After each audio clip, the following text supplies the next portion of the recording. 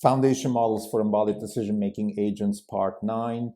I'm presenting a paper here that was published by Waabi, which I'm not sure, it's a consortium of researchers, industry people, NVIDIA's in there, University of Toronto's in there.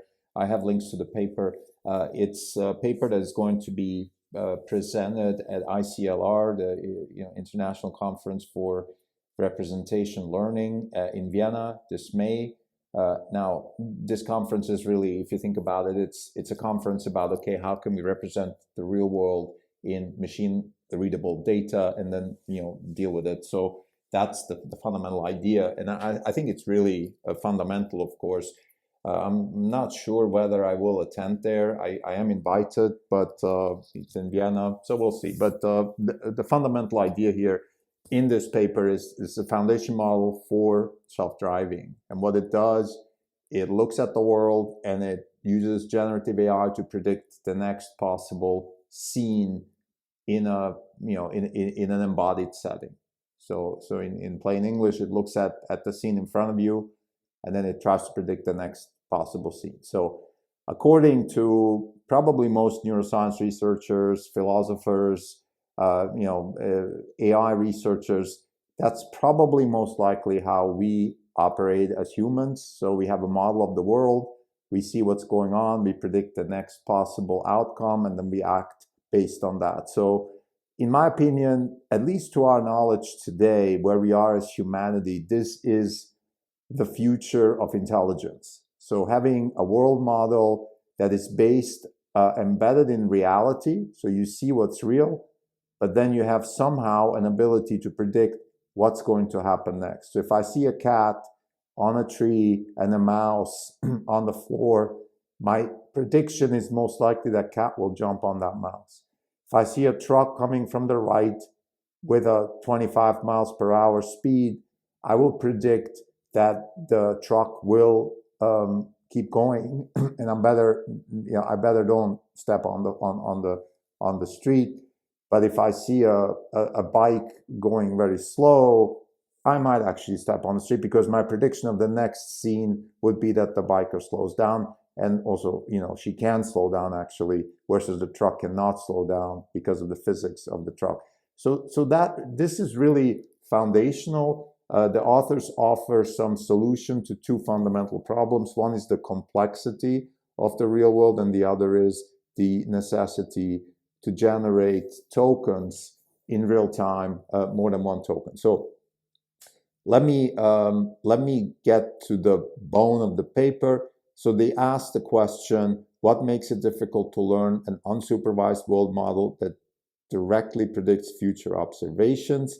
And the answer is we can tokenize everything, but when we tokenize everything, we have a lot of things to tokenize. So that's one problem, the tokenization problem.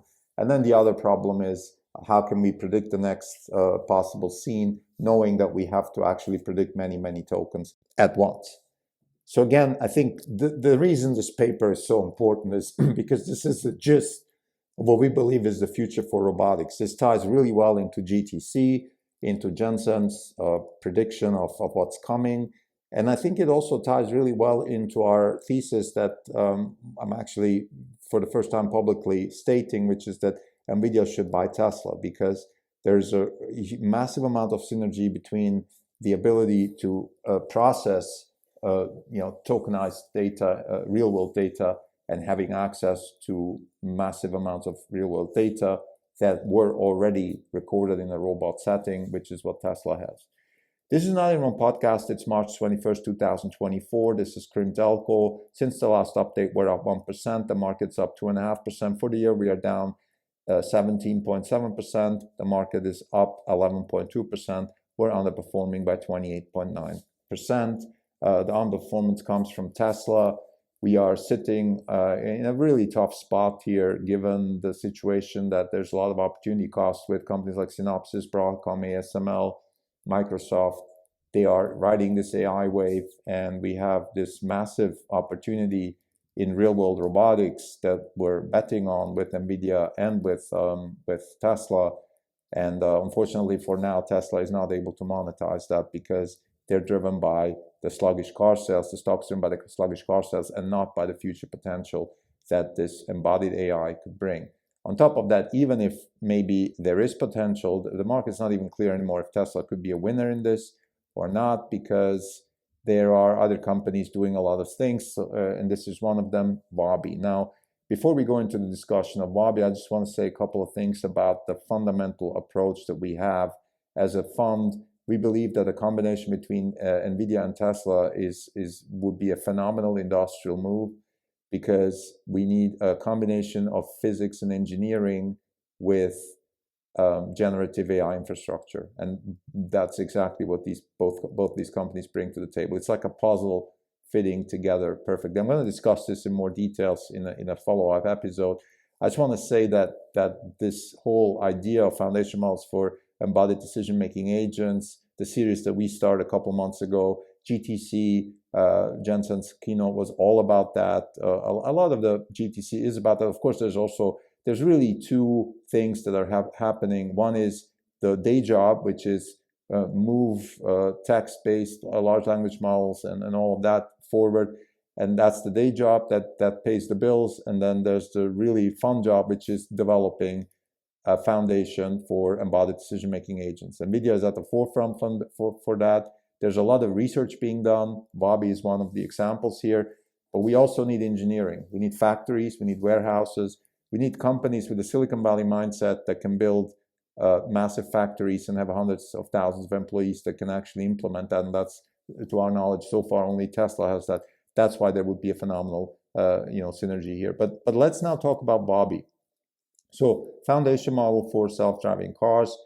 The question is, why is it so hard to have a non-supervised model learn directly, predict future observations? So let me dissect that a little bit. What's the problem here? What are we even trying to solve, right? So take a large language model. The large language model reads a lot of text and uses mask autoencoding or what's called infill to then predict. So we have a massive amount of text, and then we cover some of the text, and then we have the model predict what that cover is. So we have a sentence, I'm walking on a path, enjoying blank, and drinking a beer. So blank could be enjoying nature, enjoying the view, enjoying my company. So, and given the millions and millions and millions of texts that this model has been reading, it then gets you a very high likely prediction that, given all the context that you've used in the sentence before, I've been walking with my girlfriend on a nice sunset in California, and the beach was sandy, and we were enjoying the blank sunset. Most likely, that's what I'm trying to say. So that's kind of how large language models work. Now, can we take that idea to the embodied space? What does that mean? So we could first, how does large language model do this? They tokenize everything. So one word has about 3 tokens. So tokenization itself is a whole science. Karpati did a recent video on this. And I've discussed this in detail. I think it's very interesting. How do you even tokenize things? Tokenization in itself is an AI problem, if you will. But I think that's part of the essay that we're writing, which is the end of theory and the era of the dawn of the area of hyperconjecture, which is the end of theory means we're going to stop trying to find theories about physics, and we're going to have to think about more how we can train agents to explore nature and give us the physics through their exploration. So this is a whole new scientific paradigm shift. But what's interesting here is that what I'm trying to say is we're not going to have the end of theory in the sense that we're going to stop thinking. Humans just have to refocus their efforts on thinking about, let's say, tokenization of the real world. That's a real problem. Now, of course, there's probably some overlaps there where you need theoretical physics to even tokenize properly and things like that. But we're pretty early here. So let's just focus on, we need to understand how to build models, what kind of data to use, what kind of data management to use, what kind of models and architectures to use. That's where the theory is going to be. And that's what's going to give us a theory of, let's say, how the world works. What is theory in general, in particular in science? It's a mapping of our real space to some sort of virtual space, which is embodied in our brains, memorized. So we have what is what is the law of physics? The law of physics is a pattern that we recognized in nature and that we were able to turn it into a law. For example, Maxwell's laws of electromagnetism, or Newton's laws, or Einstein's laws. Those are patterns that were observed. Whether they were observed or whether these people came up with it and then we observed it later on is not so important. It's patterns, and machines can see patterns probably much faster and a much larger scale. So we believe that this is a new area. Now, back to this paper, what these people are doing here is not solve physics or science. All they're trying to do is implement a model that can see the world and have a world model. What is a world model? A world model is, well, it's probably many things to many people. But fundamentally, a world model is, okay, I see what I see. Now what's going to happen next? Or that's at least one of the applications of a world model. I mean, I could have different applications. I could have, okay, I want to know what's going on because I'm curious, or I want to know what's going on because I want to be able to explain it to my friend or something like that. But fundamentally, the reason I want to know what's going on, the reason I'm supposed to know what a truck is and I'm supposed to know what an apple is because I want to predict the next move, right? What's my next move? Should I stop? Should I eat this thing? Like that, isn't that what intelligence fundamentally boils down to? Move around in nature as an embodied decision-making agent, trying to understand what's going on and how to act, how to interact with nature. Isn't that what embodied decision-making is all about? So what these people are trying to do is solve the problem of applying large language model technology, in other words, transformer technology, to the real world. So how are they solving it? First, they tokenize everything. How do they tokenize things?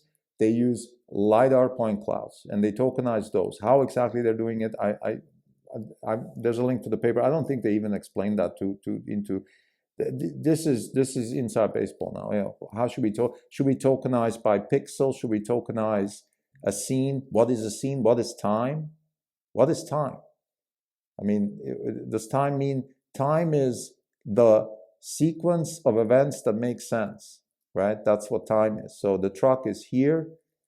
By the way, they use three-dimensional representation. So it's the Euclidean three-dimensional space of the point cloud. So there's a truck, let's say, that's representing the point cloud, and time is it's moving from this particular set in the coordinate system to this, and that's what time is. And if the truck is, let's say, here, and then it's somewhere where the laws of physics would not allow it to be, let's say it's up in the air, right? Then we're sort of breaking also the notion of time. That's not, maybe yes, maybe in a Harry Potter scenario, the truck could be up in the air, but most likely, most probably, given our understanding of what time actually means, it's just going to be, a couple of meters further to the right, given the speed it had before, and so on and so forth. Anyway, let me not get too philosophical here, but this is really interesting. I'm just working on these concepts. I'm working on a paper about the end of theory and the new area of hyperconjecture. I'm also working on the idea that NVIDIA should buy Tesla, because we need to combine virtual space with physical space. We need engineering, we need actuators, we need mechanical engineering to morph into software. With the whole stack, this is like Onur Mutlu in the computer space, where we have to think as architects throughout the whole stack, and not just, well, we're doing the software, let Siemens do the hardware. Siemens doesn't know anything about software, NVIDIA doesn't know anything about hardware. This is not going to go well. You need vertical integration. You need thinking across the whole stack. The same way companies are thinking across the compute stack, robotics is just an extension of the compute stack. Now you're kind of stepping outside of the box of the server or whatever the data center into the real world, but you're still just a computer, and you still have to think across the whole stack. So what we're saying is that a combination between NVIDIA and Tesla would include the whole stack. But I'm diverting here, so I apologize for that. I want to get back to Waabi. And why am I diverting? It's because what Waabi's doing is great. I mean, foundation model for self-driving is amazing, but you need to deploy it somewhere. That's the problem. Somebody has to actually use this thing and iterate around it. And what I see a lot of researchers are doing is they come up with a model, they write a paper, and then they test it, against benchmarks. In this case, they're testing it against certain benchmarks of how good these models are in predicting the next scene, and that's fine, but we need more. And I think particularly NVIDIA is a $2 trillion company. They have the money, go for it, invest, make something happen at the big scale. Buying Tesla or merging with Tesla, whatever you want to call this, would enable that, because what you need now is massive iteration across the stack everywhere. But again, why am I talking about Waabi? Because I think the model itself is interesting. So what they're using is an autoencoder, a sort of fill-in. Think of this model. I think it's called Copilot for D or something, whatever the name is. I have links to the paper. Just go there and check it out. So what they're doing is the following. They're using, think of BERT, so the Google transformer with infill and diffusion. That's what they're doing. So they're combining, because what they want to solve is the complexity. You have a point cloud, you have a city scene with people, trees, buildings, clouds, and the next scene needs to be predicted in a way that lots of tokens have to be predicted at the same time. That's not what you're typically doing in a language model, at least not for now. When you're predicting the next scene in a movie, you're not predicting many possible, almost random possibilities of a scene. What you're doing is you have a pretty good, it's a state space model in the sense that you know what your state is, and you can predict the next state by eliminating many possibilities. In this 4D prediction, 4D, I guess, because you're also including time here. So you have 3D plus 4 plus time. So what you have is a scene in 3D, represented in 3D, and you want to predict the next time step. And in that case, you have to predict many tokens at the same time. What they're doing, they're using diffusion for that. So they're using denoising and infill. That's kind of in a nutshell what they're doing. So think of, they're using the mask autoencoder technique and diffusion at the same time. This is the key of the idea, and I think this would be a phenomenal thing now for a company like Tesla to take this model and use it. They can do this probably, but it's still integrating the whole thing into a company probably would make sense. But anyway, I'm dabbling around this merger between Tesla and NVIDIA because I'm very excited about it. But fundamentally, we're talking about this paper here. So what they're doing is they're using a tokenization technology and they're using diffusion to solve the problem of complex point cloud representation in a foundation model. I think to summarize, most important, I think, is the continuous work of foundation models for embodied decision-making agents. I think it is definitely happening. We've seen that at NeurIPS, we've seen that at Coral, not so much actually at bars. So I would say in the last 6 months, this has picked up, and the academia is now churning out some papers. We're seeing NVIDIA very aggressive because you see, what does NVIDIA want to do? NVIDIA eventually wants to do the following. They want people to train as much as possible in simulation and then have sim to real technology that transfers and then use that stuff. That's the idea. Our belief is that this can be done, but it requires a fully integration down the stack. Just selling the software to third parties is not going to cut it, but that's for a different conversation. We believe that this paper is a great step forward, that it shows how discrete diffusion, which just means that you have a non-continuous variable, so you have let's say a point cloud of a building, and that's a non-continuous variable, so that's a discrete point cloud, and you're predicting how that building will look in the next couple of scenes, and obviously in this case you'll predict that it won't change much. But then if you have maybe a cat standing on that building, then you predict that cat might jump. So that's all possible if you have a lot of data, but you need a lot of data, and that's part of the problem that could be solved also with something like Tesla, because what you need is a unified data collection platform, right? You need to unify the data collection platform. You need a software-defined data collection platform, which is what Tesla is. So again, excuse me for diverting, but to summarize, this Waabi consortium has come up with an idea, foundation models for embodied decision-making agents. In this case, for self-driving, the idea is to tokenize everything and then use diffusion to predict the next scene based on what the model sees and use that for the self-driving problem. Thank you.